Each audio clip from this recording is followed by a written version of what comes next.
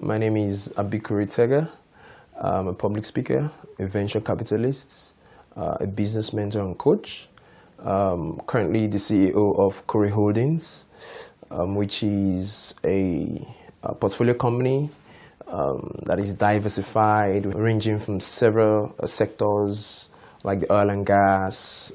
We're also into the private equity markets.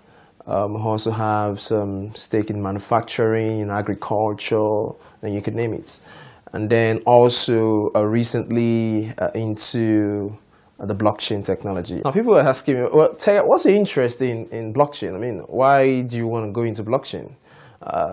For me, the reason it's not necessarily because of the hype. Of course, that has a role to play. I mean, it's an emerging industry, so much opportunity, so much risk as well. And for me, really, the best way to handle any new concept is from the point of definition.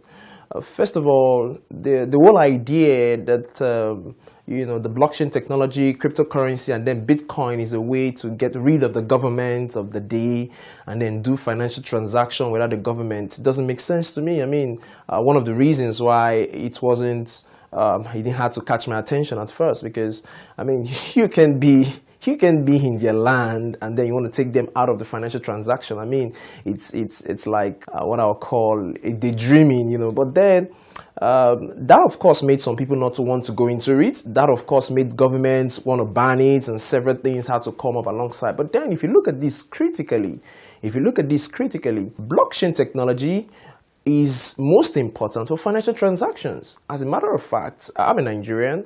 The Central Bank of Nigeria needs blockchain technology more than any other sector you can ever think of. NNPC needs blockchain technology.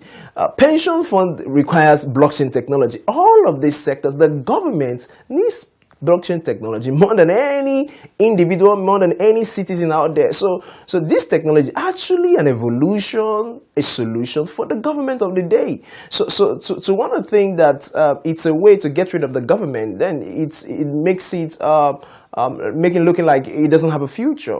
Coming into cryptocurrency, I like to call it crypted currency because it's crypted. All right. Now, for example, you want to do a simple security transaction, which means you want to sell a security or a stock from one party to the other party. What would you have to do? Maybe I want to sell a security, for example. I don't know the next person who wants to buy my security, but which means that if I have to go to a security house, we need an intermediary. We need a third party, which means I need an agent in the form of a stockbroker who's going to represent my interest. I want to sell a particular security, and then you come from the other side, and guess what? He handles his transaction. There's what we call the legal contract. All of those processes have to go through, and then there's what we call the central security depository, and then where all of these securities are analyzed, and then it comes out of there. He goes to another level. Which means, for example, if you want to sell a security,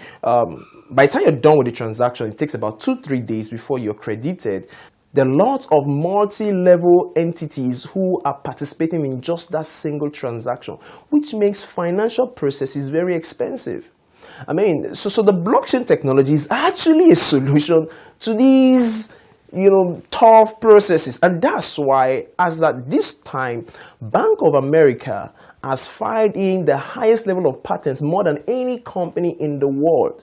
That's because financial processes have become so cumbersome and expensive. Now, most times people complain about the fees, the banks charges too much and all that. Well, the fees are actually minute compared to the processes involved. And that's why you see the fees as minute as 0.011% and all of those. But then, if you know what those processes and those multi entities who are participating, what it takes, it's really so expensive. So blockchain technology is actually a solution for financial services. Nobody needs it more than the financial industry, I can tell you. Then of course that doesn't mean every other industry doesn't need it. Talking about the land, land. I have, as a venture capitalist, what really triggered our interest into blockchain is having received a lot of youngsters coming with some solutions solutions with blockchain technology for agriculture, blockchain technology for lands, blockchain technology for several things. And I'm thinking, there's so much solution in this industry. So what do we do?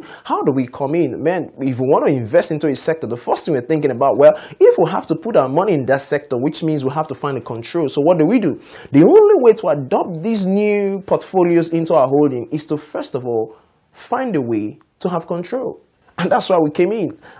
And then the only way is not just to be a player in the market, but to be a parent to the industry. And that's why the step Kure Holding is taking into the blockchain arena is actually a parenting strategy. And I'm going to explain that critically for you.